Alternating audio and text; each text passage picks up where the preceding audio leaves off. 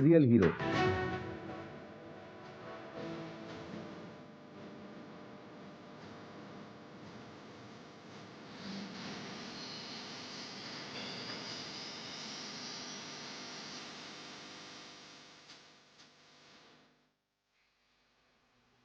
नमस्कार, news night में आप सभी का स्वागत है। मैं हूं ऋतु वर्मा। कांग्रेस पार्टी को अब यह एहसास हो रहा है कि झूठे वादे करना आसान है, लेकिन उन्हें लागू करना मुश्किल या असंभव है। फ्री वाली स्कीम को लेकर कांग्रेस अध्यक्ष मल्लिकार्जुन खड़गे ने दी सावधानी बरतने की सलाह कांग्रेस को। खड़गे के बयान के बाद कांग्रेस पर पीएम मोदी का बड़ा हमला आया है। पीएम मोदी ने कहा कि झूठे वादे करना आसान है, लागू करना मुश्किल। तो क्या अपने वादों पर कैसे फंस गई है कांग्रेस, इसी पर होगी राजनीतिक पार्टियों से चर्चा। वहीं कर्नाटक में वक्फ बोर्ड का बढ़ रहा है आतंक। आखिर किसानों को क्यों लग रहा है कि कहीं वक्फ बोर्ड न छीन ले उनके घर और मकान। उधर झारखंड और महाराष्ट्र चुनाव की सरगर्मियों के साथ ही होगी देश दुनिया की बड़ी खबरें भी। लेकिन सबसे पहले आइए शुरुआत करेंगे अभी तक की हेडलाइंस के साथ। राज्यों में कांग्रेस की गारंटियों से पल्ला झाड़ने के मूड में कांग्रेस अध्यक्ष मल्लिकार्जुन खड़गे। पार्टी की राज्य इकाइयों को बजट पर विचार किए बिना गारंटी की घोषणा न करने की सलाह। बीजेपी का पलटवार।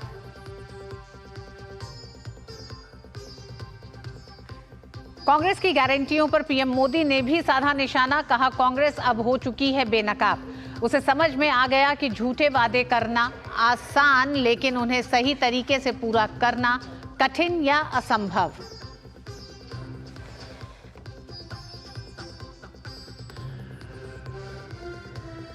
कर्नाटक के हावेरी जिले के गांव में लोगों की जमीन पर वक्फ के दावे ठोकने के बाद भड़की हिंसा, कई घायल। बीजेपी विधायक ने पीएम मोदी को खत लिखकर वक्फ संपत्तियों का राष्ट्रीयकरण करने की मांग की।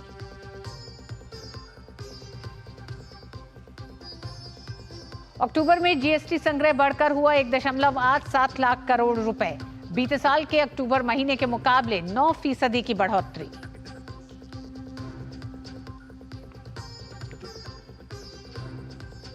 त्योहारों के मौसम में रेलवे ने लोगों की सुविधा के लिए किए विशेष इंतजाम। चलाई जा रही है 7,296 विशेष रेलगाड़ियां। रेल मंत्री अश्विनी वैष्णव ने नई दिल्ली रेलवे स्टेशन पर यात्री सुविधाओं का लिया जायजा।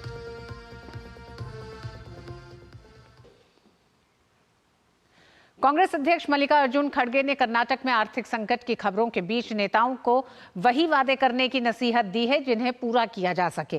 कांग्रेस अध्यक्ष ने साफ कहा था कि उतनी ही गारंटी का वादा करे जितना दे सके, नहीं तो सरकार दिवालियापन की कगार पर पहुंच जाएगी।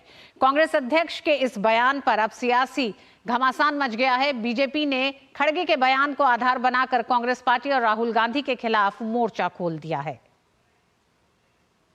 1 लाख रुपए हिंदुस्तान के सबसे गरीब महिलाओं के बैंक अकाउंट के अंदर हर महीने टकाटक टकाटक टकाटक टकाटक टक। ये है कांग्रेस के पूर्व अध्यक्ष राहुल गांधी। पिछले कई चुनाव में राहुल गांधी अपने भाषणों में खटाखट वाली कांग्रेस की गारंटियों की बात कर रहे हैं और लोगों से तमाम वायदे भी। इन्हीं वायदों से कांग्रेस कर्नाटक और हिमाचल प्रदेश जैसे कुछ राज्यों में सत्ता में भी आ गई। लेकिन लगता है कांग्रेस अध्यक्ष मल्लिकार्जुन खड़गे इन खटाखट गारंटियों से अब पल्ला झाड़ते नजर आ रहे हैं। खड़गे ने अब कांग्रेस इकाइयों को सलाह दी है कि वे अपने राज्य के बजट पर विचार किए बिना गारंटी की घोषणा न करें। बेंगलुरु में एक कार्यक्रम में अपनी गारंटी पूरी न करने पर कर्नाटक कांग्रेस को घेरते हुए खड़गे ने कहा, आपने कर्नाटक में 5 गारंटी का वायदा किया था। आपसे प्रेरित होकर हमने महाराष्ट्र में 5 गारंटी का वायदा कर दिया। अब आप कह रहे हैं कि आप उनमें से एक गारंटी को रद्द कर देंगे। यह ऐसा लगता है कि आप सभी अखबार नहीं पढ़ते, लेकिन मैं पढ़ता हूं, इसलिए मैं आपको यह बता रहा हूं। मैंने महाराष्ट्र कांग्रेस के नेताओं को सलाह दी है कि वे 5, 6, 7 या 8 गारंटी के वायदे न करें। इसके बजाय ऐसे वायदे करें जो आपके बजट के अनुरूप हो। बजट पर विचार किए बिना वायदे करने से दिवालियापन हो सकता है। इसका असर आने वाली पीढ़ियों पर पड़ेगा। इससे बदनामी हो सकती है और सरकार को अगले 10 वर्षों तक प्रतिबंधों का सामना भी करना पड़ सकता है। बीजेपी ने अब इसे लेकर कांग्रेस पर हमला बोला है और कहा कि खड़गे ने कांग्रेस की खटाखट योजना की पोल खोलकर रख दी है। आज कांग्रेस पार्टी ने अपने अध्यक्ष के माध्यम से पहली बार स्वीकार किया है कि कांग्रेस के द्वारा जो होता रहा है वो जनता की आंखों में धूल झोंकने की बात रही है। क्या श्रीमान खड़गे साहब माफी मांगेंगे? अगर डिफीट के डिप्रेशन में जो है वो डिफॉल्टर जस्टिफिकेशन कोई देने की कोशिश करे, खासतौर से कांग्रेस पार्टी और उसके प्रेसिडेंट, तो डिफीट के डिप्रेशन में डिफॉल्टर जो जस्टिफिकेशन है वो कोई जो है उसे स्वीकार नहीं करेगा। दरअसल खड़गे की ये टिप्पणी कांग्रेस के नेतृत्व वाली कर्नाटक सरकार के ये कहने के बाद आई कि वो शक्ति योजना की समीक्षा करेगी, जिसमें महिला यात्रियों को मुफ्त बस सेवा प्रदान करने की घोषणा की गई है। कर्नाटक चुनाव में कांग्रेस ने लोगों के सामने 5 बड़ी गारंटियां दी थीं।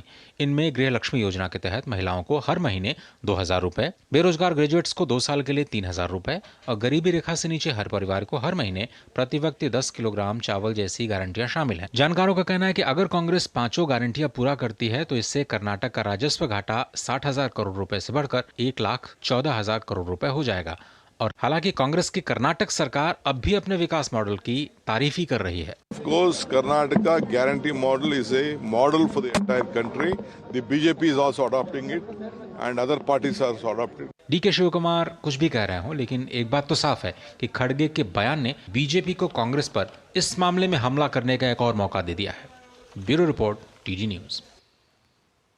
प्रधानमंत्री नरेंद्र मोदी ने कांग्रेस के द्वारा झूठे वादे करने पर कांग्रेस पर कड़ा प्रहार किया है। पीएम मोदी ने सोशल मीडिया साइट एक्स पर लिखा है कि कांग्रेस पार्टी को ये बात समझ में आ रही है कि झूठे वादे करना तो आसान है, लेकिन उन्हें सही तरीके से लागू करना मुश्किल या नामुमकिन है।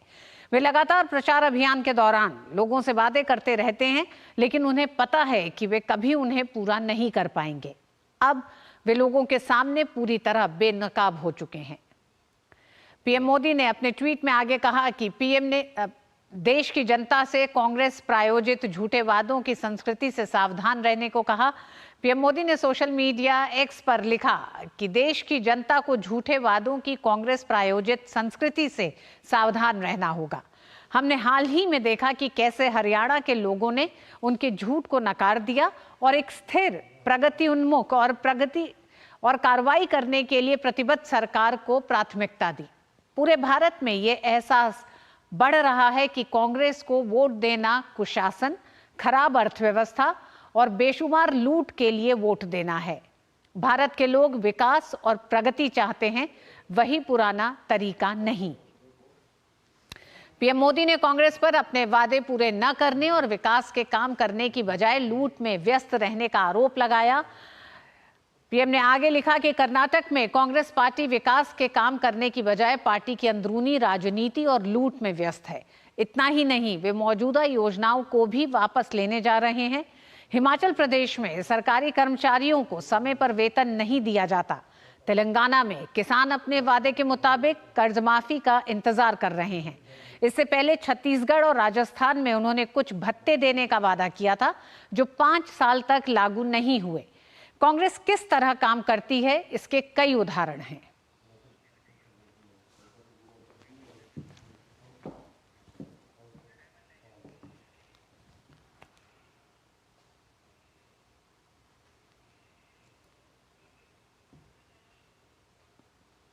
और कांग्रेस के इन्हीं वादों के साथ आइए आपको लिए चलते हैं सबसे पहले कर्नाटक और बताते हैं कि किस तरह से कांग्रेस ने कर्नाटक की जनता को एक तरह से 5 गारंटी के वादे किए थे। वो क्या कहती हैं 5 गारंटियां? महिलाओं को हर महीने 2,000 रुपए का वादा करती है ये गारंटी। बेरोजगार ग्रेजुएट्स को 2 साल के लिए 3,000 रुपए, जिसमें डिप्लोमा धारकों को 1,500 रुपए का वादा किया था।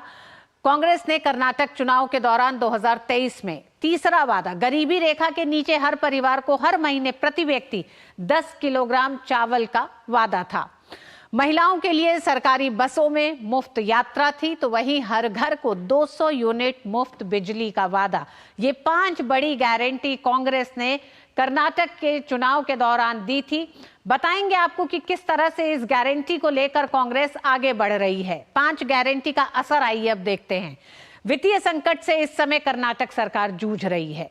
सरकारी कर्मचारियों को वेतन देना मुश्किल हो गया है कांग्रेस की कर्नाटक सरकार के लिए। कर्नाटक सरकार पर कर्ज बढ़ता जा रहा है, साथ ही राजस्व घाटा जो 60,000 करोड़ रुपए से बढ़कर अब इन 5 गारंटियों के साथ, तमाम उन योजनाओं के साथ जिनको लेकर एक तरह से राजस्व चल नहीं पा रहा राज्य सरकार का, अब वो 60,000 करोड़ रुपए से बढ़कर 1,14,000 करोड़ रुपए हो गया है राजस्व घाटा। और ये रकम राज्य के कुल बजट का लगभग 21.5% है। ये जो घाटा इस समय मौजूदा समय में कर्नाटक सरकार पर है इन योजनाओं को पूरा करने के सिलसिले से। आइए बढ़ते हैं आगे और बताते हैं कि किस तरह से कर्नाटक सरकार की लगातार मुश्किल बढ़ रही है गारंटियों को पूरा करने के लिए। 5 चुनावी गारंटियों की कुल लागत 50,000 करोड़ रुपए से अधिक की है। अब किस तरह से इस लागत को निकाला जा रहा है? ये लागत कर्नाटक के 3.46 लाख करोड़ रुपए के वार्षिक बजट का लगभग छठा हिस्सा है। तो आप समझ सकते हैं कि कितना बड़ा एक तरह से कर्नाटक सरकार पर वो तमाम योजनाएं जिनकी घोषणा तो कर दी गई, लेकिन उसको कैसे चलाया जाए राज्य में, उस पर सवाल लगातार उठ रहे हैं। कर्नाटक पर अभी लगभग 5 लाख करोड़ रुपए का मौजूदा कर्ज है।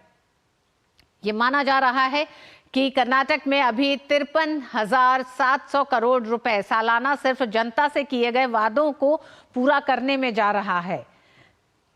तो तमाम वो जो और योजनाएं हैं, ये रकम राज्य की जीडीपी का करीब 1.9% है। तो आप सोच सकते हैं कि किस तरह से राज्य सरकार पर एक बड़ा भार ये 5 गारंटी लेके आई हैं, जिसके लिए सिद्धरामैया सरकार पर खुद एक तरह से उनकी पार्टी के भीतर से आवाज उठने लग गई है कि कर्नाटक में कांग्रेस सरकार के पास अब इन योजनाओं को चलाने के लिए राजस्व नहीं है। कर्नाटक का ये रिपोर्ट कार्ड भी देखते हैं कि किस तरह से क्या वादे किए गए, उन वादों को पूरा करने में अभी तक क्या हुआ है। मई 2023 में चुनाव हुआ था, उसके बाद से महिलाओं को लेकर यह कहा गया कि आंगनवाड़ी श्रमिकों को 15,000 रुपए दिए जाएंगे। ये चुनाव में वादा किया था। देरी से भुगतान हो रहे हैं, इजाफे का जो भरोसा नहीं है, यानी कि वो जो वादा किया गया था वो पूरा नहीं किया जा रहा है। किसानों को जो वादे किया ये उसे देखते हैं। किसानों को रोज 8 घंटे बिजली का वादा था चुनाव में कांग्रेस का। कर्नाटक किसानों को झूठे वादे करके किसानों को अंधेरे में रखा गया। ये वादा भी कांग्रेस की सरकार पूरा नहीं कर पाई है, 8 घंटे बिजली देने की बात। आम आदमी के लिए अन्य भाग्य योजना के तहत 10 किलो चावल का वादा किया था और ये प्रति व्यक्ति 170 रुपए यानी 5 किलो चावल ही इस समय दिया जा रहा है 10 किलो वादे के बाद, और 1 किलो 170 रुपए का इस समय चावल दिया जा रहा है। तो इस वादे को भी कर्नाटक सरकार पूरा नहीं कर पाई है। वहीं दुग्ध किसानों के लिए भी एक तरह से एक वादा किया था, दूध सब्सिडी को बढ़ाने की बात की गई थी, लेकिन नंदनी दूध के दाम में 3 रुपए का बढ़ोतरी की गई है। तो जो वादे किए महिला, किसान, आम आदमी से, उन्हें पूरा अभी तक कर्नाटक सरकार नहीं कर पाई है। कांग्रेस की जो गारंटी रही वो हमने आपको बताया, महिलाओं को 25,000 प्रतिमाह देने की एक गारंटी की थी। महिलाओं को सरकारी बसों में मुफ्त यात्रा की बात की थी कि इस पे भी विचार हो रहा है कि अब इस घोषणा को भी वापस लिया जाए। महिलाओं को 500 में गैस सिलेंडर देने की बात की गई थी, इसे कितना पूरा किया गया देखेंगे। 200 यूनिट मुफ्त बिजली, ये पूरा नहीं किया जा पा रहा है। वरिष्ठ नागरिक, विधवाओं और विकलांगों और अन्य को 4,000 मासिक पेंशन का वादा किया था। ये कांग्रेस की वो 5-6 गारंटियां हैं जो कांग्रेस ने की हैं। किसानों को 15,000 वर्ष और कृषि मजदूरों को 12,000 प्रति वर्ष देने का ये वादा कांग्रेस सरकार ने कर्नाटक में किया है। चुनावी गारंटियों को पूरा करने के लिए 53,196 करोड़ रुपए निर्धारित किए गए हैं और इस रकम को लेकर भी काफी एक तरह से मतभेद है कर्नाटक सरकार के बीच तमाम मंत्रियों में और कांग्रेस के जो अधिकारी हैं उनको लेकर। चुनावी गारंटियों पर होने वाला खर्च, तेलंगाना के कुल खर्च 2,75,891 करोड़ रुपए का लगभग 20% है। तो ये कांग्रेस की गारंटी है और ये उन 3 राज्यों की हम मुख्य रूप से बात कर रहे हैं, कर्नाटक, तेलंगाना और हिमाचल प्रदेश। इन 3 राज्यों में कांग्रेस की सरकार है और कांग्रेस की गारंटी हम देख सकते हैं। हिमाचल की अगर बात करें तो हर घर को 300 यूनिट बिजली का वादा किया गया था, ये गारंटी दी गई थी, जिस पर खर्च सालाना 18,000 करोड़ रुपए का है। और हम जानते हैं कि किस तरह से हिमाचल की सरकार आर्थिक संकट के दौर से गुजर रही है। उसका बड़ा असर दिखाई दे रहा है कि तमाम मंत्रियों को, सेक्रेटरियों को, सबको उनकी तनख्वाहें नहीं मिल पा रही हैं। महिलाओं को हर महीने 1,500 रुपए की गारंटी दी गई थी, सालाना 800 करोड़ रुपए इस पे खर्च हो रहा है। यही कारण है कि जो गारंटी, जो योजनाओं की घोषणा कर दी गई थी, उन्हें पूरा करने में अब वित्तीय संकट का सामना कर रही है हिमाचल प्रदेश की सरकार। पुरानी पेंशन को बहाल करने का वादा किया था, जिस पे सालाना 1,000 करोड़ का खर्च आएगा।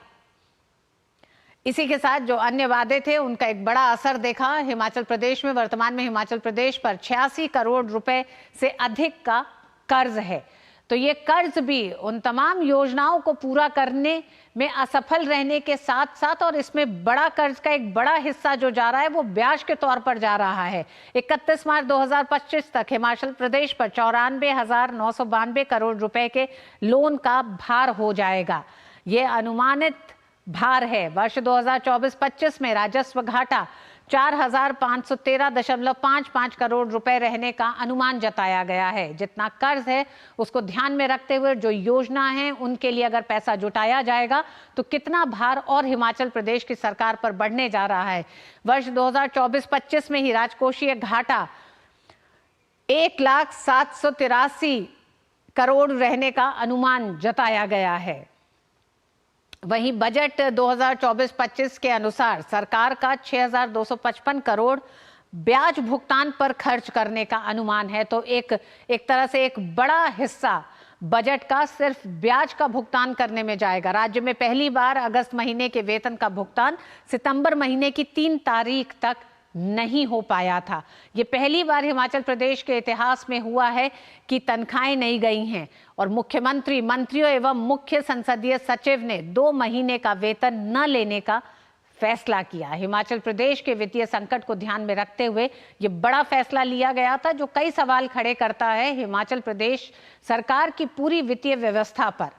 अब हिमाचल का रिपोर्ट कार्ड आइए आपको बताते हैं। क्या वादे किए कांग्रेस ने चुनाव के दौरान और कितना उसको पूरा कर पाए हैं, क्या अड़चन आ रही है। आम आदमी से जो वादा किया था 300 यूनिट हर महीने मुफ्त बिजली का वादा किया था हिमाचल प्रदेश में भी। हमने कर्नाटक में हाल देखा, हिमाचल प्रदेश में चुनाव के बाद इस योजना को रद्द कर दिया गया। मैनिफेस्टो में जिस योजना को शामिल किया, चुनाव जीतने के बाद उसको खत्म कर दिया।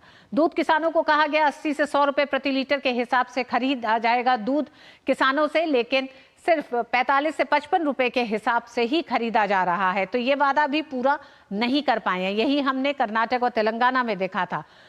देश के युवा से, हिमाचल प्रदेश के युवाओं से जो वादा किया था, हर साल 1 लाख नौकरी का बड़ा वादा हिमाचल प्रदेश के युवाओं से किया था और हर साल 1300 युवाओं को ही नियमित नौकरी नहीं दे पाए हैं। यानी कि 1300 युवकों को भी नौकरी नहीं मिल पाई है हिमाचल प्रदेश में, जहां इतना बड़ा ऐलान किया था युवाओं से। लाभार्थी अगर देखें तो पेंशनर्स को भी कई वादे किए थे। पुरानी पेंशन योजना की बहाली का वादा किया था। कर्मचारियों को नियमित सैलरी भी नहीं मिल पा रही है। नौबत ये इस समय हिमाचल प्रदेश में है। महिलाओं को कहा था कि 18 से 60 साल की महिला को हर महीने 1500 रुपए दिए जाएंगे। इसका क्या असर दिखा? फंड की कमी के आधार पर भुगतान रुका हुआ है। मोबाइल हेल्थ क्लिनिक का वादा किया था आम आदमी से कांग्रेस सरकार ने हिमाचल प्रदेश में, और नई क्लिनिक शुरू नहीं हुई है जब से कांग्रेस की सरकार बनी है। तो ये चुनावी वादे थे और चुनावी वादों का असर भी हमने आपके सामने रखा। तो आज हम न्यूज़8 में चर्चा करने जा रहे हैं कि जिस तरह से कांग्रेस लगातार वादे करती रही है और उन वादों को न पूरा कर पाने का जो एक असर राज्य सरकारों के राजस्व घाटे पर भी पड़ रहा है, उसे देखते हुए अब आवाज खुद कांग्रेस के अध्यक्ष मल्लिकार्जुन खड़गे ने ही कांग्रेस पर सवाल खड़े कर दिए हैं। और उन सवालों के एक तरह से उन सवालों के हवाले से ही अब भारतीय जनता पार्टी भी कांग्रेस पर हमलावर है। प्रधानमंत्री नरेंद्र मोदी ने भी एक तरह से बड़ा हमला किया है। आज का हमारा विशेष गारंटी के फेर में फंसी कांग्रेस। विजय शर्मा हमारे साथ जुड़ रहे हैं, भारतीय जनता पार्टी के प्रवक्ता। ऋषि शंकर मिश्रा पॉलिटिकल एनालिस्ट हमारे साथ जुड़ गए हैं। साथ ही हमारे साथ अनंत विजय जी जुड़ रहे हैं, वरिष्ठ पत्रकार। आप सभी का बहुत बहुत स्वागत है। ऋषि, सबसे पहले आप ही के पास आना चाहेंगे। क्या लगता है, क्या कांग्रेस में मल्लिकार्जुन खड़गे की नहीं सुनी जा रही थी कि उन्हें इतना मुखर होके बाहर निकल के बोलना पड़ा, और ये मौका भारतीय जनता पार्टी को बिल्कुल तस्तरी में सजाया हुआ एक तरह से एक पूरी आलोचना, विश्लेषण कांग्रेस के मैनिफेस्टो और पूरी कार्यशैली पर मिल गया है? देखिए, इस प्रकार की चुनावी घोषणा तो हर पार्टी करती है, ये आप भी जानती है, चाहे वो भाजपा हो, कांग्रेस हो, राजद हो, तमाम पॉलिटिकल पार्टी जब चुनावी मौसम आता है तो इस प्रकार की घोषणा करती है। सवाल उठता है कि जो आप घोषणा कर रहे हैं, जो वादे कर रहे हैं, क्या उसको फुलफिल कर पाते हैं या नहीं। लेकिन मल्लिकार्जुन खड़गे साहब ने जो बयान दिया है, जिस साफ गोई से उन्होंने बयान दिया है, पार्टी स्टैंड से अलग उन्होंने जो बयान दिया है, पार्टी अध्यक्ष होने के नाते बयान दिया है। मैं तो उनके बयान उनके इस बयान का स्वागत करता हूं।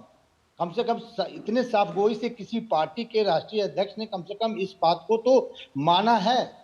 क्या यही हिम्मत जेपी नड्डा जी या तमाम पॉलिटिकल पार्टी के जो अध्यक्ष हैं, क्या आप ये जरूर मानती होंगी कि जितने भी पॉलिटिकल पार्टी हैं, कांग्रेस ही नहीं, भाजपा ही नहीं, तमाम पॉलिटिकल पार्टी हैं, जब चुनावी समर में जाते हैं, चुनावी लड़ाई में जाते हैं, तो तमाम तरह के चुनावी लोक लुभावन वादे करते हैं। आप ये कह रहे हैं? जी जी बिल्कुल। ऐसे वादे किए जाते हैं जो चुनाव जीतने के बाद वापस ले लिए जाते हैं या पूरे नहीं किए जाते? फ्रीबीज की आप बात कर रहे हैं ऋषि जी? जी जी जी। आप देखिए, चाहे कांग्रेस शासित राज्य हो या बीजेपी शासित राज्य हो, तमाम इन राज्यों पे लाखों का कर्ज है। क्यों कर्ज है? आप जब जिस चीजों का आप फुलफिल नहीं कर पा रहे हैं, जो वादे आप जनता से कर रहे हैं। ऋषि जी, लेकिन क्या आप मानते हैं राजनीतिक पार्टियों का ये दायित्व है कि जब जनता से आप ऐसे वादे करें जिन्हें आप पूरा कर सकें? आप खुद ही मान रहे हैं कि राजनीतिक पार्टियां फ्रीबीज और झूठे वादे और लोक लुभावन वादे सिर्फ कर देती हैं, तो कांग्रेस क्या जनता के बीच इन्हीं झूठों वादों के साथ चुनाव में जाती है कि जो वादे करती है और फिर उन्हें वापस ले लेती है? क्या हम ये माने, आप ये कहना चाह रहे हैं? देखिए, पूरी ईमानदारी से यदि आप पूछेंगे, ये तो आप भी जानती हैं, हर पार्टी के नेता जानते हैं, तमाम पत्रकार जानते हैं। आप किसी दबाव में कोई कहे या ना कहे, कोई एंकर इस बात को समझे ना समझे, ये तो हर लोग समझ ये बात जानते हैं। ये पब्लिक डोमेन में कोई छुपा हुआ रॉकेट साइंस तो है नहीं। हर पार्टी जब चुनावी मौसम में जाते हैं, जब चुनावी लड़ाई में जाते हैं, इस प्रकार की घोषणा करते हैं। ये नहीं देखते हैं कि राज्य का वित्तीय स्थिति क्या है, देश का वित्तीय स्थिति क्या है। ऋषि जी कमाल दलील है आपकी। वैसे कमाल दलील दे रहे हैं ऋषि जी। आप ये मान रहे हैं कि राजनीतिक पार्टियों को मतलब ये छूट है क्या जनता को मूर्ख बनाने की? आप ये कहना चाह रहे हैं? आप ये कह रहे हैं कि जनता को मूर्ख बनाने की आपके पास गारंटी है? आप इस गारंटी के साथ जनता के बीच में जाएंगे और कहेंगे कि किसानों का कर्ज माफ कर देंगे, महिलाओं को मुफ्त बस में यात्रा कराएंगे, और फिर अगर आपसे नहीं बन पाएगा इस योजना को चलाने के लिए तो आप उस योजना को वापस ले लेंगे, या फिर युवाओं को आप वादा करेंगे और नौकरी नहीं देंगे, नौकरी को वापस ले लेंगे, तो ये जनता पे इसका कोई असर नहीं होना चाहिए? आप 2 सेकंड बोलने दीजिए। आप ऐसा कीजिए, आप इतनी विद्वान एंकर हैं, आप कर्नाटका विधानसभा चुनाव में भाजपा द्वारा जो वादे किए गए थे, भाजपा घोषणा पत्र को आप लेके आइए और डिस्कशन कीजिए। क्या भाजपा का जो घोषणा पत्र है, ठीक भाजपा के प्रवक्ता यहीं पर मौजूद हैं ऋषि जी, आइए अभी बात हो जाए। अगर आप मुझे ऐसी, मैंने लगातार कई योजनाएं ऐसी गिनाई जो हिमाचल प्रदेश, कर्नाटक और तेलंगाना में घोषणा की कांग्रेस ने और कांग्रेस को वापस लेनी पड़ी। हम देख लेते हैं, भारतीय जनता पार्टी के प्रवक्ता विजय शर्मा हमारे साथ मौजूद हैं। विजय जी, भारतीय जनता पार्टी ने जहां जहां वादे करे, क्या आपने वादे इसी तरह के करे जिन्हें आपको वापस लेना पड़ गया? क्योंकि ऋषि जी की दलील यही है कि राजनीतिक पार्टियां इसी तरह का वादा करती हैं। तो कांग्रेस ने वादा किया, जनता को मूर्ख बनाया, अब योजनाएं वापस ले ली हैं। देखिए रितु जी, इसको बड़े परिप्रेक्ष्य में देखने की जरूरत है। आपने देखा होगा हमारे अभी जो पड़ोसी देश है श्रीलंका, वहां आर्थिक संकट आया था तो हमारे यशस्वी प्रधानमंत्री मोदी जी ने सारे राज्यों को आगाह किया था कि भाई आप इस तरह के जाल में ना फंसें, अपना देख के चलें। लेकिन कांग्रेस पार्टी है, उसका क्या है, उसका ये है कि उनको राज मिल जाए कैसे, झूठ बोलो, फरेब बोलो, कुछ भी करो, इनको राज से मतलब, सत्ता से मतलब है, सत्ता लूटो, झूठ बोलो। तो इनका जो है आपने दिखाई दिया किस तरह से हिमाचल में, तेलंगाना में, कर्नाटका में, तीनों राज्यों में इन्होंने झूठ बोल के सरकार बना ली। वहां चीफ मिनिस्टर, वहां के जितने मंत्री हैं वो अपनी तनख्वाहें नहीं ले रहे हैं। वहां किस तरह से टैक्स लगाने की बातें हो रही हैं कि वहां टॉयलेट के ऊपर एक टैक्स लगाया जाएगा। तो जो खड़गे जी हैं उन्होंने सच्चाई नहीं बोली, उनको मजबूर होना पड़ा, क्योंकि वो कांग्रेस पार्टी के राष्ट्रीय अध्यक्ष है, उनको हर राज्य में जाना पड़ता है, चुनाव में भी जाना पड़ता है। तो वहां मीडिया पूछती है, कार्यकर्ता पूछते हैं, देश की जनता पूछती है क्या आपने वादे किए थे, आपने क्या, ये किस तरह का हाल हो रखा है इस राज्य में। लोगों को लाले पड़े हुए हैं, उनको तनख्वाह नहीं मिल रही है, लोगों को जो भी वहां के कर्मचारी हैं। तो इस तरह के जो है हालात हो गए, तो उनको मजबूर होकर डिप्टी चीफ मिनिस्टर और चीफ मिनिस्टर दोनों बैठे थे, दोनों की मौजूदगी में ये बयान देना पड़ा कि भाई आप ऐसे बयान ना दी, ऐसी घोषणाएं मत कीजिए जो पूरा ना हो सके। और ये आपने कर्नाटक में देख ही लिया, किस तरह का हाल है आपने जो वहां हिमाचल में देख ही लिया किस तरह का हाल है। ये तो छोड़िए, इनके सहयोगी पार्टी आप पंजाब में देख लीजिए किस तरह का हाल है। तो इनका जो है इस तरह से ये ज्यादा दिन चलने वाला नहीं है। जो इन्होंने एक इससे अराजकता भी फैलती है। आप मुझे बताइए, अगर आप किसी को, जैसे हमारी भारतीय जनता पार्टी है, हम संकल्प पत्र बोलते हैं उसको, ये घोषणा पत्र बोलते हैं, क्योंकि हम जो संकल्प करते हैं वो करके दिखाते हैं। अभी हरियाणा में हमारी नई सरकार बनी, मात्र 24 घंटे के अंदर हमने 25,000 के करीब नौकरी देने का काम किया, जो ये डाका मार के बैठे हुए थे। जी रितु जी। जी अनंत विजय जी, राजनीतिक पार्टियां चुनाव में जनता से वादे करती हैं, लेकिन जो दलील ऋषि जी दे रहे हैं, कितने सहमत आप दिखाई देते हैं? क्योंकि हम जिस तरह से देख रहे हैं, कांग्रेस शासित राज्यों में जो योजनाओं का वादा किया गया उन्हें वापस लिया गया या पूरा नहीं किया गया। इसी के साथ साथ मल्लिकार्जुन खड़गे का ठीक महाराष्ट्र और झारखंड के चुनाव, एक तरह से जिस समय अब मतदान की तरफ जैसे जैसे बढ़ रहे हैं, उनका ये आगाह करना कि 4, 5, 6, 7 गारंटियां मत जारी करिए, दिवालिया हो जाएंगे, जनता आपको पूरी तरह नकार देगी, ये किसको सचेत कर रहे हैं? राहुल गांधी, प्रियंका गांधी को क्या? रितु जी, मैं ऋषि जी के बात से बहुत हद तक सहमत हूं कि जब उन्होंने कहा कि राजनीतिक दल इस तरह की घोषणाएं करते रहते हैं चुनाव के पहले, बिल्कुल करते रहते हैं, लेकिन यहीं पर अनुभव और अनुभवहीनता दोनों सामने आती है। अगर आप देखें कि जहां अनुभवी लोग बनाते हैं इस तरह के घोषणा पत्र, तो घोषणा पत्रों को बनने के पहले वो सिर्फ एक पेपर नहीं होता कि जिसकी जो मन में आया वो लिखता चला गया, ठीक है। उसके पीछे उसका एक सुचिंतित रणनीति बनती है कि इसके लिए हमें कितना धन चाहिए होगा, इसके लिए हमें, जैसे आप अभी दिखा रही हैं कि मतलब पूरे सूबे के तेलंगाना के बजट जो खर्च है उसका 20% सिर्फ इन स्कीमों पर चला जाएगा, तो बाकी चीजों का क्या होगा? सैलरी का खर्च कम पड़ेगा ही। तो मुझे लगता है कि कांग्रेस पार्टी ने नरेंद्र मोदी को हटाने की जो उनकी एक कुंठा है, उसमें वो इस हद तक चली गई कांग्रेस पार्टी कि उन्होंने ये सोचा ही नहीं, अंधाधुंध फायरिंग करते चले गए कि चलो मैं ये भी ले लो, ये भी ले लो, ये भी ले लो। अच्छा, उन्होंने अपना आइडियल किसको बनाया? आम आदमी पार्टी के दिल्ली मॉडल को। दिल्ली एक म्युनिसिपैलिटी स्टेट है, वो इतना बड़ा स्टेट नहीं है, और यहाँ पर सरप्लस धन है उनके पास, जिसके आधार पर वो इस तरह की चीजें कर सकते हैं। वही आम आदमी पार्टी जब पंजाब में जाती है तो बिजली के मुद्दे पर उनको परेशानी होती है, बिजली कंपनियों को धन देने के लिए उनको अलग से मशक्कत करनी पड़ती है। तो मुझे लगता है कि दूसरे के नकल में इस तरह की रेवड़ी बांटने का, बगैर किसी आकलन के जब आप वादे कर लेते हैं तो इस तरह से, और आज मैं तो बहुत हैरत में हूं, वो कह रहे हैं ऋषि जी की, वो बड़े साफगोई से उन्होंने कह दिया, मुझे लगता है साफगोई से नहीं कहा, यहाँ मैं विजय जी से सहमत, उनके ऊपर दबाव है। वो क्या करें? वो पार्टी के अध्यक्ष हैं, लोग जाते हैं उनसे पूछते होंगे सैलरी नहीं मिली, कोई यूं ही कह देता होगा कि 3 महीने से सैलरी नहीं मिली। उनको पूरे देश में, अभी महाराष्ट्र में जाना है चुनाव लड़ने के लिए, महाराष्ट्र में वो गारंटी पत्र लेके जाएंगे। जैसे ही वो महाराष्ट्र, ये सब महाराष्ट्र को और झारखंड को प्रीएम्प्ट करने के लिए दिया गया बयान मानता हूं मैं, कि वहां पर लोग इस तरह की बातें न पूछे, क्योंकि अध्यक्ष ने स्वयं कह दिया है।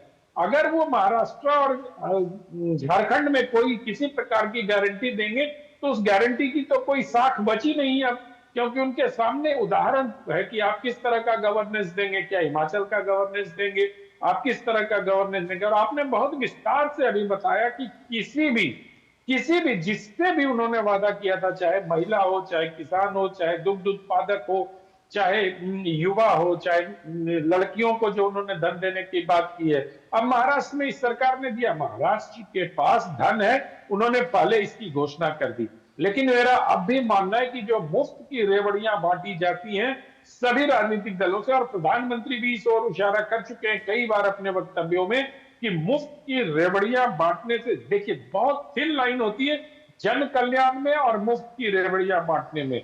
अब जो व्यक्ति 300 यूनिट की जगह 100 यूनिट की बिजली अफोर्ड कर सकता है, उसको भी अब आप 300 यूनिट दे रहे। क्या किया लोगों ने? अलग अलग फ्लोर के अपने अलग अलग मीटर ले लिए उन्होंने, और अगर 1200 आ रहा था तो 4 मीटर लगा के 300 यूनिट करके उसको डिवीजन कर लिया उन्होंने कि हमारे तो 4 मीटर है, हमें सुविधा का लाभ दे दो। तो भारत की जो वास्तविक जो प्रैक्टिकलिटी है उसको सोचते हुए ऋतु जी अगर रणनीति बनाई जाएगी तो मुझे लगता है कि खड़गे जी को इस तरह का बयान देने की आवश्यकता नहीं पड़ेगी, लेकिन लॉन्ग रन में ये रेवड़ी की राजनीति देश की अर्थव्यवस्था के लिए उचित नहीं है। ऋषि जी, हिमाचल हरियाणा के चुनाव में कांग्रेस को हार, लगातार जो एक तरह से राज्य सरकारों में कांग्रेस की हार रही है, क्या आप ये मानते हैं कि यही जो पूरी एक कार्यशैली है, जो एक अंदाज है, जनता को मूर्ख बनाने या जनता के साथ एक ऐसा वादा कर देना जिसे पूरा नहीं करना, और अंततः आपके राष्ट्रीय अध्यक्ष को निकल के एक तरह से माफी भी मांगनी पड़ रही है, उसको कबूलना भी पड़ रहा है, लेकिन ये महंगा पड़ सकता है झारखंड और महाराष्ट्र में, क्योंकि कांग्रेस जब जनता के बीच होगी तो सवाल यही होगा और बीजेपी इसको लेकर हमलावर है। ऋतु जी, आपने झारखंड की चर्चा की तो बगल में बिहार 2015 बिहार में आपको लेके जाना चाहूंगा, जहां प्रधानमंत्री आदरणीय नरेंद्र मोदी जी ने वादा किया था 2015 में, जब वो जेडीयू के साथ नहीं थे, उन्होंने वादा किया था कि बिहार को विशेष राज्य का दर्जा देंगे। और यदि मैं गलत बोल रहा हूं तो आप डीडी न्यूज के वीडियो लाइब्रेरी से उस फुटेज को, उस बयान को निकाल कर देख ले। ठीक है। देश में कोई ऐसा नेता बचा नहीं है जो इस प्रकार के वादे चुनावी मौसम में करते हैं। अब मैंने आपको ही बताया कि 2015 में खुद प्रधानमंत्री ने वादा किया था कि यदि बीजेपी शासन में आती है बिहार में तो बिहार को विशेष राज्य का दर्जा दिया जाएगा। क्या बिहार को विशेष राज्य का दर्जा दे दिया गया? तो ऋषि जी, अगर ऋषि जी आपकी दलील को ही पैमाना माने, ऋषि जी आपकी दलील को ही अगर पैमाना माने कि जनता किसको स्वीकारती है, तो ये फिर माना जाए ना भारतीय जनता पार्टी को स्वीकारने का एक तरह से प्रतिशत ज्यादा है, देश में विश्वास है देश की जनता को, इसीलिए तमाम राज्यों में बीजेपी को चुना गया है, कांग्रेस को नकार दिया गया है कि कांग्रेस जो वादे कर रही है। हिमाचल में आपने फ्री इलेक्ट्रिसिटी 300 यूनिट देने की बात की थी, आपने इस योजना को रद्द कर दिया। हिमाचल प्रदेश का जो मॉडल आपका है, कर्नाटक का जो मॉडल है, जहां आपके नेता आपस में ही योजनाओं को रद्द करने और लागू करने को लेकर इस समय लड़ रहे हैं। आपने 17 से 20 मिनट बहुत बेहतरीन ढंग से आपने समझाया है, हमने सुना है। मैंने जो सवाल किया उस पे आप जवाब मैं नहीं दूंगी, बीजेपी के प्रवक्ता बैठे हैं वो देंगे, मुझे क्यों उस पे आपको जवाब देना है? विजय जी जवाब दीजिए, बिहार को लेके बात कर रही है, लेकिन हम ऋषि जी इस समय बात बिहार की नहीं कर रही हूँ। मैंने आपसे सीधा सवाल पूछा कि झारखंड और महाराष्ट्र के चुनाव में आप जा रहे हैं, जनता जानती है कि कांग्रेस वादों को पूरा नहीं कर रही है। इस प्रकार का वादा हर पार्टी के नेता, हर पार्टी चुनावी मौसम में करती रही है। मैं सिर्फ बीजेपी को नहीं कर रहा हूँ, कांग्रेस को भी कर रहा हूँ। इतनी ईमानदारी से कोई शायद ही वक्ता होगा इस पैनल में जो इतनी ईमानदारी से कह रहा है। मैं और मल्लिकार्जुन खड़गे के इस बयान का मैं स्वागत करता हूँ। उनकी ईमानदारी का मैं कायल हो गया हूँ कि वो पार्टी के अध्यक्ष होते हुए भी अपने पार्टी के द्वारा किए गए किसी घोषणा का वो आलोचना कर रहे हैं। है कोई ऐसा नेता किसी पार्टी में जो इस प्रकार का बयान देने का हिम्मत रखता हो? अनंत विजय जी क्या कहेंगे? क्योंकि ये लगातार जिस बात को कह रहे हैं ऋषि जी कि मल्लिकार्जुन खड़गे ने ये स्वीकार लिया कि कांग्रेस वादे कर रही है, पूरा नहीं कर पा रही है, आने वाले चुनाव में जरा सोच समझ के वादे करे। ऋतु जी मैं छोटा सा जवाब दे दूं इनको? जी विजय जी कहिए। देखिए एक तो इन्होंने बिल्कुल टीवी के ऊपर बिल्कुल मान लिया कि कांग्रेस झूठे वादे करके सत्ता में आने की कोशिश करती है। ये बात साफ हो गई। इन्होंने खुद कहा है कि राजनीतिक पार्टियां इस तरह के वादे करके सत्ता में आती हैं। भाई आप आते होंगे, बीजेपी नहीं आती, भारतीय जनता पार्टी नहीं आती। ऋषि जी सुन लिए, देखिए आपके बीच में मैं नहीं बोला, आपके बीच में मैं नहीं बोला, देखिए आपके बीच में मैं नहीं बोला। ऋषि जी विजय जी को अपनी बात पूरी करने दें, आपने अपनी बात पूरी की थी। जी विजय जी। मैं बीच में नहीं बोलता, मैंने आपको पहले ही बोला था कि खड़गे जी मजबूर हो गए। महाराष्ट्र में वो कैसे मुंह दिखाएंगे? जहां आपने झूठ बोला, वो झूठे वादे किए, वो वादे पूरे नहीं कर पा रहे आप, तो लोग तो पूछेंगे ना। तो इसलिए उन्होंने पल्ला झाड़ लिया, भाई मैंने तो कर्नाटक में जाके बोल दिया कैसे वादे कीजिए, मेरा कोई कसूर नहीं है। अब दूसरी मैं कहता हूं, अब बिहार वाली बात देखिए, अब देश के अंदर एक नीति नियम बन गए हैं कि हम किसको विशेष राज्य का दर्जा दे सकते हैं। उस नियम के ऊपर आके कोई नहीं दे सकता। इस बात से तो आप भी सहमत हो क्या? नहीं है कि नीति नियम, अगर नीति नियम अलाउ करते हैं तो हम बिहार को जरूर दे देंगे। झूठ बोल रहे थे, प्रधानमंत्री झूठ बोल आप रहे थे सुनिए। 2015 में। देखिए अरे भाई भाजपा सुनिए। प्रवक्ता ने स्वीकार किया कि प्रधानमंत्री झूठ बोलते ऋषि हैं। जी, देखिए ऋषि जी, बीच में ऋषि जी, सबसे जब पहले तो- सवालों का आपके पास जवाब नहीं है तो आप डिबेट को एक तरह से डिबेट को मतलब खराब करने का अगर आप मकसद से बैठे हैं हमारे साथ बात करने के लिए तो ये सही नहीं है। आपके राष्ट्रीय अध्यक्ष ने पूरी कांग्रेस पार्टी पे सवाल उठाया है, आपके रोड मैप पे सवाल उठाया है, आपके मैनिफेस्टो पे सवाल उठाया है। ये सवाल कहीं बाहर से नहीं आया है, भीतर से आया है और पार्टी अध्यक्ष ने उठाया है। ये सवाल, इस सवाल का जवाब कायदे से राहुल गांधी, प्रियंका गांधी से लेकर तमाम उन लोगों को देना चाहिए जो मैनिफेस्टो की कमेटियों में बैठते हैं। अनंत विजय जी, जिस तरह से ऋषि बात कर रहे हैं इस समय, क्या मल्लिकार्जुन खड़गे ने सार्वजनिक तौर पर निकलकर अब कांग्रेस को निरुत्तर कर दिया, मतलब किसी के पास कोई उत्तर नहीं है अब इन आरोपों का? ऋतु जी, मैं अभी तक आर्थिक रूप से अपनी बात रह रहा था, अब मैं एक दौरा राजनीतिक बात करता हूं। क्या मल्लिकार्जुन खड़गे की जिनकी ईमानदारी की तारीफ ऋषि मिश्रा जी कर रहे हैं और उनको आनंद आ रहा है, भाव विभोर हो रहे हैं कि बड़ी ईमानदारी से उन्होंने स्वीकार किया, तो क्या ये मान लिया जाए कि जब घोषणा पत्र या गारंटी पत्र बन रहा था तब खड़गे जी की राय नहीं ली गई थी? तब उनसे बिना पूछे इस तरह की गारंटी कांग्रेस ने सारे सूबों में दे दिया था? क्या उस समय वो अध्यक्ष नहीं थे पार्टी के? तो ये सब बेकार की बातें, ये सब फेस सेविंग, इसको इंग्लिश में बोलते हैं, फेस सेविंग कर रहे हैं खड़गे जी। खड़गे जी की जानकारी में सारे वादे किए गए थे। पार्टी अध्यक्ष होने के नाते या तो कांग्रेस पार्टी आके कह दे कि उनके अध्यक्ष को उनके वादों के बारे में भनक भी नहीं होती है, ये श्रीमान राहुल गांधी और उनके आसपास के कोठरी के लोग तय कर देते हैं, अध्यक्ष उस पर दस्तखत कर देते हैं। तब तो मैं ये बात मान लूं सार्वजनिक रूप से कि खड़गे जी बड़े ईमानदार है और बड़ा साहसिक कदम उठाया है। लेकिन जब तक ये बात कांग्रेस की तरफ से नहीं आती, क्या ये माना जाए कि खड़गे जी को इसकी जानकारी नहीं दी जाती है और अभी वो रबर स्टैंप प्रेसिडेंट है कांग्रेस के, जिनके पास किसी भी घोषणा के, किसी भी गारंटी की जानकारी नहीं? जी, अनंत विजय जी से मेरा एक सवाल है। बहुत बड़े पत्रकार है, हम लोग इनको फॉलो करते हैं, सीखते हैं, मैं भी पत्रकार हूँ। अनंत विजय जी, 2015 में जब नरेंद्र मोदी जी बयान दे रहे थे तो अमित शाह को कॉन्फिडेंस में नहीं। ऋषि जी, समस्या ये है आप किसी सवाल का जवाब नहीं देना चाहते हैं, आप सवाल सबसे पूछना चाहते हैं। आप एंकर से भी सवाल पूछेंगे, पत्रकार से भी सवाल पूछेंगे, माफ करिएगा जनता पूछेगी आप लोगों से सवाल।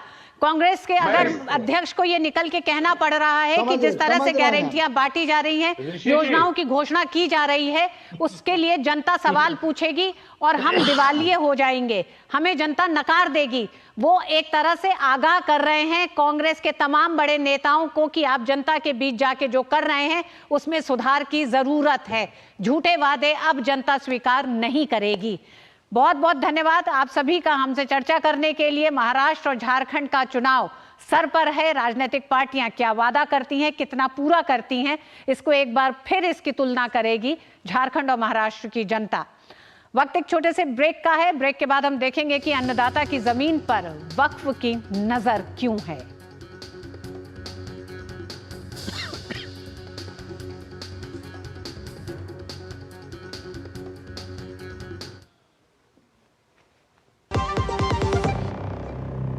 कभी नाच गाना और बेहतरीन खाना, कभी सास बहू की नोक-झोंक में स्वाद का मुस्कुराना, कभी रिश्तों में मुस्कुराहट और स्वाद भरना।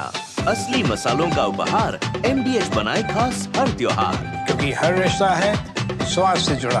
आइए मनाए खुशियों की दीपावली MDH मसालों वाली।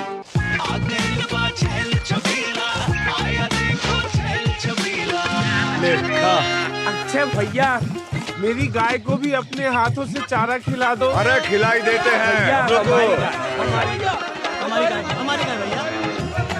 क्या हो गया, पूरा का पूरा गांव यहाँ आ गया? भैया किसी हाथ से चारा खिलाते हो, तभी तो आपके गाय भैंसों की ब्यात सबसे ज्यादा है। अरे पगले, ये चमत्कार इस हाथ का नहीं, हाथ में जो कपिला पशु आहार है उसका है, जो पशुओं की सेहत अच्छी रखता है और ब्यात भी बढ़ाता है। ले जाओ।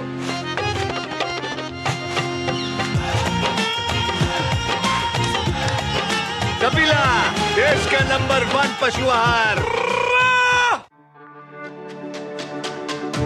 मेरी पसंद, मेरी पसंद, मेरी पसंद, मेरी पसंद, हमारी पसंद, हम सबकी पसंद। मजबूत देश का मजबूत सरिया हो गया स्टील। एक ऐसा तबका जो रिटायरमेंट के बारे में आज भी बिल्कुल नहीं सोचता, वो है औरतें। औरतें कमा के भी वल्नरेबल हैं। सो एनपीएस एक इक्वालिटी ला रहा है, हम सब एक बराबर प्लेटफॉर्म पे हैं। अपने बेहतर कल को सुनिश्चित करने के लिए एनपीएस जरूरी है। बात जब पीढ़ियों के लिए बनने वाले घर की हो तो जिम्मेदारी बड़ी हो जाती है। गैलेंट समझता है ये जिम्मेदारी। अब डबल एम रिब्स के साथ गैलेंट एडवांस टीएमटी रीबार, निर्माण का रियल हीरो। कर्नाटक में वक्फ विवाद ने हिंसक रूप ले लिया है। कर्नाटक के विजयपुरा, कलबुर्गी, बीदर और शिवमोगा के किसानों ने आरोप लगाया है कि वक्फ बोर्ड द्वारा उनकी जमीन खाली करने के लिए नोटिस जारी किए गए हैं, जबकि वे एक सदी से अधिक समय से उस पर खेती कर रहे हैं और उनके पास अपने स्वामित्व को साबित करने के लिए सभी प्रासंगिक दस्तावेज हैं। इस आरोप के बाद सिद्धरामैया की सरकार बैकफुट पर है, जबकि बीजेपी ने इसके खिलाफ 4 नवंबर को राज्यव्यापी प्रदर्शन का ऐलान किया है। कर्नाटक में वक्फ भूमि विवाद को लेकर कई जगहों पर तनावपूर्ण स्थिति बन गई है। हावेरी जिले के एक गांव में वक्फ द्वारा मंदिर और ग्रामीणों के घरों और जमीन पर दावा ठोका गया है। गांव के लोगों को अपने मंदिर के साथ साथ घर और जमीन हथियाए जाने का डर सता रहा है। विवाद बढ़ने पर गांव में 2 पक्षों में जमकर पत्थरबाजी हुई। पत्थरबाजी के दौरान कई लोग घायल हुए हैं। मामला वक्फ द्वारा किसानों की जमीनों पर दावे को लेकर गर्मा गया है। स्थानीय पुलिस ने हिंसा फैलाने के आरोप में 32 लोगों को हिरासत में लिया है। हालात पर काबू पाने के लिए पुलिसकर्मियों को गांव में तैनात कर दिया गया है। ये भारत में छोड़ के किधर भी वक्फ बोर्ड नहीं है। ये वक्फ बोर्ड का जरूरत क्या है इंडिया में? ये कौन लगाया? ये कांग्रेस वाले अपीजमेंट करने के लिए ऐसे एक कानून लिया गया है, वो मैं विरोध करता हूं। इस बीच कर्नाटक के भारतीय जनता पार्टी के विधायक बसनगौड़ा पाटिल ने प्रधानमंत्री नरेंद्र मोदी को वक्फ से जुड़े मसले पर पत्र लिखकर वक्फ संपत्तियों का राष्ट्रीयकरण करने की मांग की है। पत्र में उन्होंने लिखा है कि मैं विनम्रता पूर्वक आपके माननीय कार्यालय से अनुरोध करता हूं कि निष्पक्ष प्रशासन सुनिश्चित करने और आगे अन्याय को रोकने के लिए वक्फ संपत्तियों का राष्ट्रीयकरण करने पर विचार करें। मौजूदा कानूनों द्वारा सशक्त वक्फ बोर्ड कथित तौर पर व्यक्तियों, किसानों और लंबे समय से चली आ रही धार्मिक संस्थाओं जिनमें वक्फ से संबंध नहीं है के स्वामित्व वाली संपत्तियों पर अतिक्रमण कर रहे हैं। केंद्रीय मंत्री प्रहलाद जोशी ने कर्नाटक में वक्फ बोर्ड के मनमाने रवैये को लेकर कर्नाटक सरकार को घेरा। वहीं वरिष्ठ भाजपा नेता रविशंकर प्रसाद ने भी वक्फ बोर्ड को लेकर कांग्रेस की कर्नाटक सरकार पर जमकर निशाना साधा। They want to take over the position of the Hanuman temple. So what else they need? And most unfortunately, one CEO of the Jilla Panchayat, he has ordered this. It is most unfortunate, and I strongly condemn the action of the government, and also particularly that Jilla Panchayat and Mr. Jamir is forcing the authorities to take action on the innocent Hindus. हम Congress party से कहेंगे, कृपया करके गरीब किसानों की संपत्ति को अगर वक्फ के नाम जबरन चढ़ाने की कोशिश की जाएगी तो उसका हम खुलकर विरोध करेंगे। हालांकि विवाद सामने आने के बाद कर्नाटक सरकार बैकफुट पर है। कर्नाटक सरकार ने भाजपा के आरोपों को गलत करार दिया है। इससे पहले कर्नाटका के विजयपुरा में किसानों की 1200 एकड़ जमीन पर वक्फ बोर्ड ने दावा किया था। वक्फ बोर्ड ने किसानों को नोटिस भी जारी किया। तेलंगाना में भी मेडिचल मलकाजगिरी जिले के मलकाजगिरी में 750 एकड़ जमीन पर वक्फ बोर्ड ने अपना दावा पेश कर दिया है। केरल के मुनम्बम गांव के लगभग 610 परिवारों ने आरोप लगाया है कि उनकी जमीन और संपत्तियों पर वक्फ बोर्ड ने दावा किया है। Bureau report, DD news. और न्यूज नाइट में आगे आपको बताएंगे कि त्योहारों पर रेलवे की क्या है तैयारी। वक्त एक छोटे से ब्रेक का है। ब्रेक के बाद देखेंगे कि त्योहारों पर रेलवे ने किस तरह से तैयारी की है।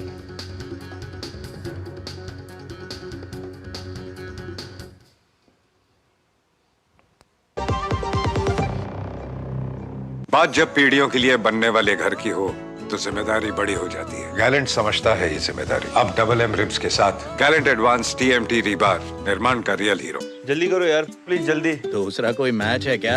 ऐसा ही कुछ है यार, बैंक जाना है दादाजी को लेके। हाँ यार, उम्र होने पर कभी कभी मदद तो लगती है, पर बैंकिंग में नहीं। वैसे भी आरबीआई कहता है सीनियर सिटीजन सबसे पहले। अगर आप 70 साल से ऊपर हैं और आप बैंक नहीं जा सकते तो बैंक आएगा आपके पास जरूरी सेवाएं लेकर, वो भी वाजिब दरों पर। सीनियर सबसे पहले, आरबीआई कहता है जानकार बनिए, सतर्क रहिए। जब धरती चीर कर निकलता है लोहे का पत्थर और मिलता है मोंगिया के जोश से, फिर तपता है, पिघलता है और बनता है फौलाद। अब होता है सरिया सारी खूबियों के साथ। मोंगिया स्टील, मजबूत देश का मजबूत सरिया। गोल्डी मसाले के 100 ग्राम के स्पेशल पैक्स में फ्रेशनेस लॉक है। ऐसे गोल्डी मसाले जहां जाएं रिश्ते बनाएं। त्योहारों के लिए भारतीय रेलवे ने विशेष इंतजाम किए हैं। छठ पूजा को देखते हुए नई दिल्ली रेलवे स्टेशन में यात्रियों के लिए खास इंतजाम किए गए हैं। तैयारियों का जायजा लेने के लिए केंद्रीय रेल मंत्री अश्विनी वैष्णव नई दिल्ली रेलवे स्टेशन पहुंचे। उस दौरान केंद्रीय रेल मंत्री ने कहा कि यात्रियों की सुविधा के लिए सभी इंतजाम किए गए हैं। पूरा दिल्ली एरिया हो, चाहे मुंबई एरिया हो, चाहे बेंगलुरु एरिया हो, हैदराबाद एरिया हो, चेन्नई एरिया हो, सूरत एरिया हो, अच्छी एलैबोरेट व्यवस्था की गई है। सूरत में तो एक दिन में 30,000 35,000 पैसेंजर्स को भी ट्रैवल करने की व्यवस्था की गई है। तो 7,435 और इसके अलावा भी अगर ज़रूरत पड़ी तो 150 और अधिक स्पेशल चलाने की व्यवस्था है। 51 lakh people have travelled by the special trains, यानी एक सब्सटेंशियल नंबर में लोगों को ये सुविधा मिली है। त्योहारों के सीजन में रेलवे ने यात्रियों की सुविधा के लिए कई इंतजाम किए हैं। आइए आपको दिखाते हैं कि त्योहारों पर रेलवे के जो खास इंतजाम हैं वो किस तरह के हैं, क्योंकि कई विशेष ट्रेनों को शुरुआत किया गया है। करीब 7,296 विशेष रेलगाड़ियां चलाई जा रही हैं कि यात्रियों को किसी भी तरह की असुविधा ना हो आवाजाही में। पिछले साल ये संख्या 4,500 की थी विशेष गाड़ियां जो थी, लेकिन इस साल इस संख्या को दोगुना कर दिया गया है। 31 अक्टूबर को 150 से अधिक विशेष गाड़ियां चली हैं। तो हम जानते हैं 31 अक्टूबर दिवाली का दिन था। 1 नवंबर यानी कि आज 158 विशेष ट्रेनें जारी हैं, चल रही हैं। और कल के लिए यानी कि अब से कुछ दिन के बाद छठ का पर्व है, तो 2 नवंबर को 164 विशेष रेलगाड़ियां देश भर में चलेंगी यात्रियों की सुविधाओं को ध्यान में रखते हुए। तो त्योहारों पर जो विशेष इंतजाम किए गए हैं, 2 नवंबर को लेकर जो खास विशेष इंतजाम है उसमें देखिए उत्तर प्रदेश से करीब संचालित होने वाली या गुजरने वाली ट्रेन की संख्या है 32। इस तरह से अलग अलग राज्यों से आवाजाही एक तरह से सुविधाजनक हो, उसको लेकर कई ये व्यवस्थाएं की गई हैं। दिल्ली से जो चलने वाली और गुजरने वाली रेलगाड़ियां हैं उनकी संख्या 23 है। तो दिल्ली से लेकर उत्तर प्रदेश हो, गुजरात हो या फिर उत्तराखंड हो, किसी भी एक तरह से राज्य में जाने के लिए परेशानियां ना हो यात्रियों को, उसका ध्यान रखा गया है। हरियाणा से चलने वाली और गुजरने वाली रेलगाड़ियां 10 हैं। तो इन तमाम राज्यों से लोग अपने घरों को अगर जाना चाहते हैं, बिहार, उत्तर प्रदेश, दक्षिण में जहां पे भी जाना चाहते हैं वहां किसी तरह की कोई दिक्कत ना हो। पंजाब से संचालित होने वाली और गुजरने वाली रेलगाड़ियां ऐसी 5 हैं। ये विशेष ट्रेनें हैं जिनका इंतजाम 2 तारीख के लिए किया गया है। वहीं उत्तराखंड से गुजरात जाने वाली एक विशेष ट्रेन है। तो ये वो इंतजाम किए गए हैं रेलवे की तरफ से कि यात्रियों को सुविधा हो, यात्रियों को दिक्कत ना हो आने जाने में। हम जानते हैं इस मौसम, इस त्योहार के सीजन में लोग अपने घरों को जाना चाहते हैं। साथ ही साथ प्लेटफॉर्म्स पे भी कई ऐसे इंतजाम किए गए हैं कि यात्रियों में भगदड़ या किसी तरह की अफरा तफरी को रोका जा सके, थामा जा सके। तो उसके वो इंतजाम दिल्ली के रेलवे स्टेशन से लेकर तमाम राज्यों के रेलवे स्टेशन पर दिखाई दे रहे हैं। और वक्त एक छोटे से ब्रेक का है। ब्रेक के बाद आपको बताएंगे कि जीएसटी का संग्रह में जो बढ़ोतरी हुई है, ताज़ा आंकड़े क्या कहते हैं, क्या कारण बताते हैं कि जीएसटी के संग्रह में ये जो बढ़ोतरी दिखाई दे रही है ये किन कारणों से है।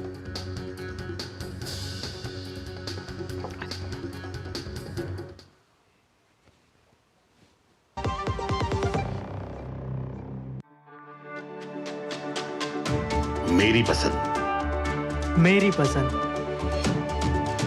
मेरी पसंद, मेरी पसंद, हमारी पसंद, हम सबकी पसंद। मजबूत देश का मजबूत सरिया, मोंगिया स्टील।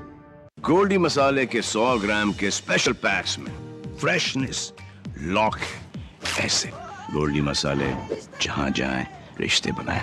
बात जब पीढ़ियों के लिए बनने वाले घर की हो तो जिम्मेदारी बड़ी हो जाती है। गैलेंट समझता है ये जिम्मेदारी। अब डबल एम रिब्स के साथ गैलेंट एडवांस TMT रीबार, निर्माण का रियल हीरो। और न्यूज नाइट में आगे बढ़ने से पहले आइए आपको बता दें कि अभी तक हमने देखा कि किस तरह से गारंटियों के फेर में फंस गई है कांग्रेस। वहीं कर्नाटक में वक्फ संपत्तियों पर गदर मचा हुआ है और त्योहारों पर रेलवे के जो नए इंतजाम किए गए हैं उसे भी न्यूज नाइट में हमने विस्तार से दिखाया।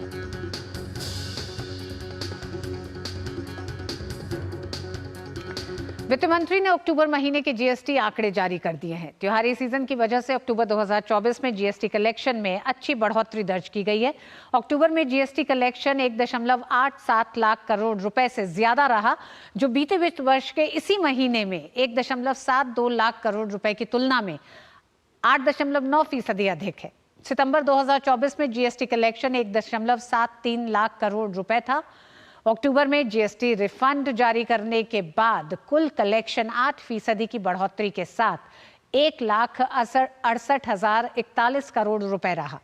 घरेलू राजस्व में 10.6% का उछाल देखा गया है। इंपोर्टर्स के मोर्चे पर आईजीएसटी से 44,233 करोड़ रुपए और सेस से 862 करोड़ रुपए का रेवेन्यू प्राप्त हुआ है। कुल जीएसटी कलेक्शन में से 19,306 करोड़ रुपए जीएसटी रिफंड जारी किए गए, जबकि पिछले वर्ष के इसी महीने में 16,335 करोड़ रुपए रिफंड जारी किए गए थे। इस प्रकार इस अक्टूबर में रिफंड देने में 18.2% की वृद्धि हुई है। यह आंकड़ा त्योहारों के दौरान अर्थव्यवस्था की मजबूती और उपभोक्ता खर्च में वृद्धि का संकेत देता है। और अब खबरें चुनावी राज्यों से। झारखंड चुनाव में हेमंत सोरेन की उम्र को लेकर नया विवाद छिड़ा हुआ है। मुख्यमंत्री हेमंत सोरेन के हलफनामे से जो रहस्य बाहर आया वो बताता है कि 5 साल में 7 साल बढ़ गई हेमंत सोरेन की उम्र। क्या अपनी उम्र को लेकर बुरे फंसे हैं हेमंत सोरेन? अब हेमंत सोरेन की उम्र को लेकर विवाद छिड़ गया है। अब हेमंत सोरेन की उम्र को लेकर छिड़ा विवाद। 5 साल में 7 साल बढ़ गई हेमंत सोरेन की उम्र। हेमंत सोरेन के हलफनामे से निकले रहस्य से सब हैरान। अपनी उम्र को लेकर बुरे फंसे हेमंत सोरेन। भाजपा और जेएमएम में खूब चल रहे हैं जुबानी तीर। अक्सर लोग कहते हैं कि उम्र में क्या रखा है साहब। यह बात कोई अभी हेमंत सोरेन से पूछे, लेकिन उम्र की वजह से लोगों के सामने मुसीबत खड़ी हो जाती है। झारखंड विधानसभा चुनाव में हेमंत सोरेन अपनी उम्र को लेकर अब विवादों में फंस गए हैं।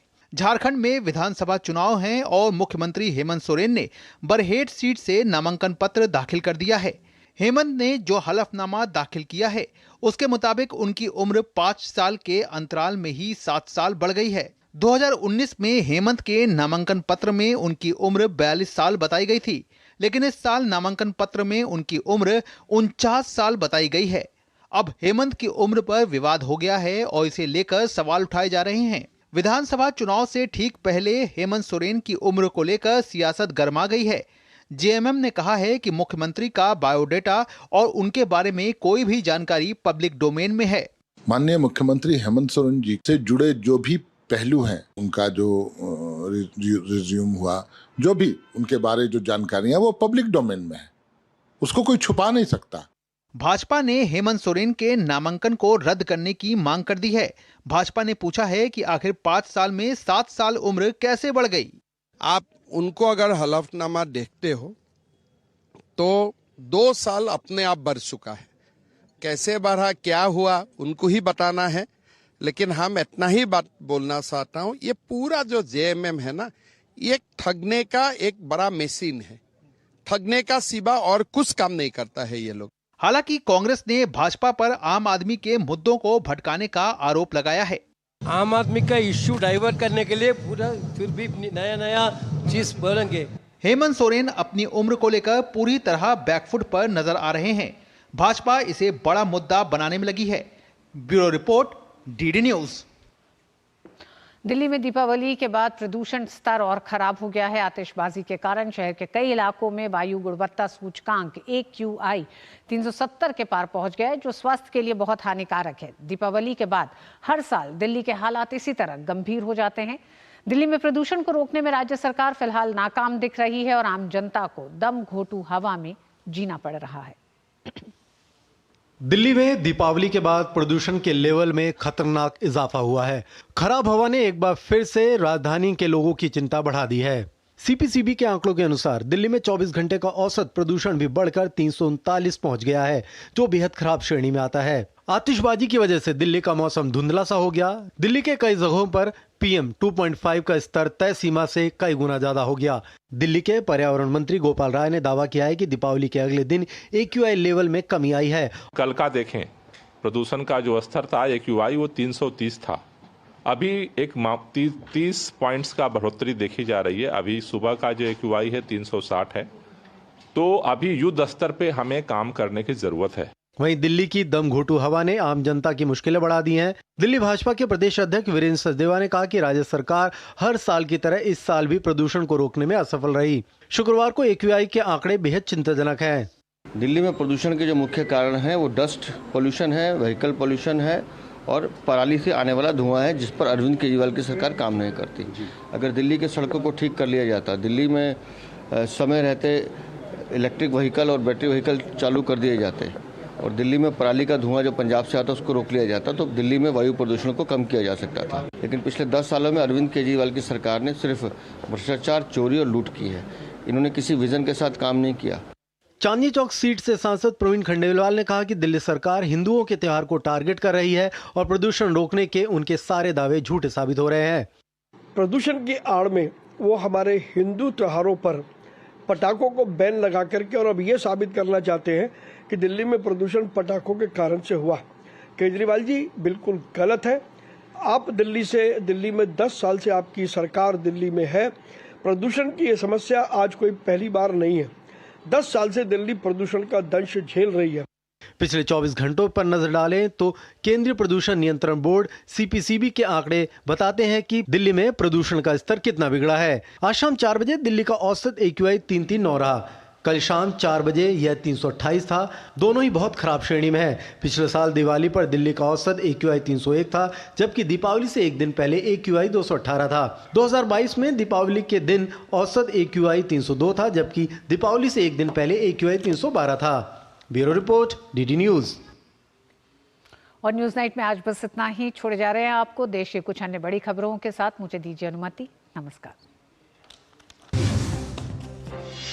गुजरात के अहमदाबाद के पिराना में केंद्रीय गृह मंत्री अमित शाह ने वेस्ट टू एनर्जी प्लांट का उद्घाटन किया। उद्घाटन के बाद अमित शाह ने प्लांट का मुआयना भी किया और प्लांट के इंजीनियर से WTE प्रक्रिया के बारे में बात की।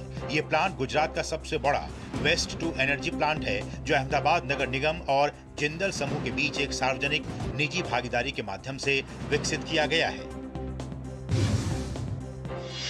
इसरो ने एक बार फिर देश को बड़ी सौगात देते हुए एक बड़े मिशन की शुरुआत की है। बताया गया है कि यह mission human space flight centre, AAK space studio, university of Ladakh, IIT Bombay के सहयोगात्मक प्रयास और लद्दाख स्वायत्त पहाड़ी विकास परिषद के समर्थन से शुरू हुआ है।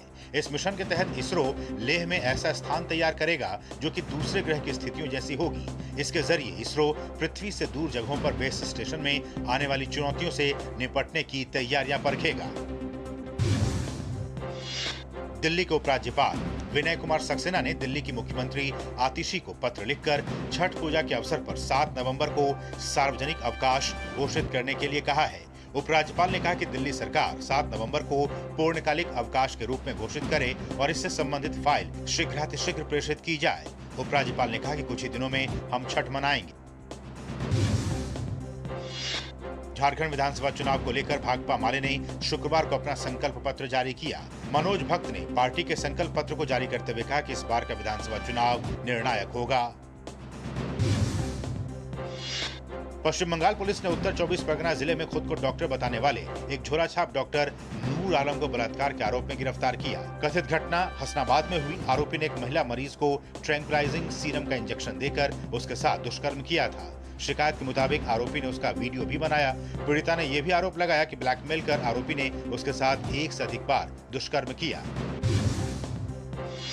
जाने माने अर्थशास्त्री और लेखक विवेक देबरॉय का आज सुबह निधन हो गया। विवेक प्रधानमंत्री के आर्थिक सलाहकार परिषद के अध्यक्ष भी थे।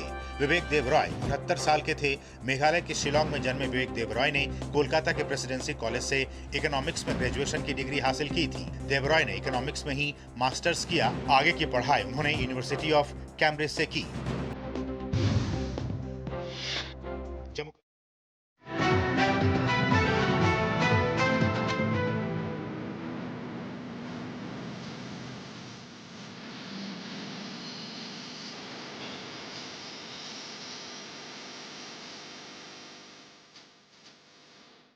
न्यूज नाइट के प्रायोजक थे बढ़िया है, शुद्ध है, MDH मिर्ची, धनिया, हल्दी, असली मसाले, सच MDH और गैलेंट एडवांस TMT रैबर, निर्माण का रियल हीरो।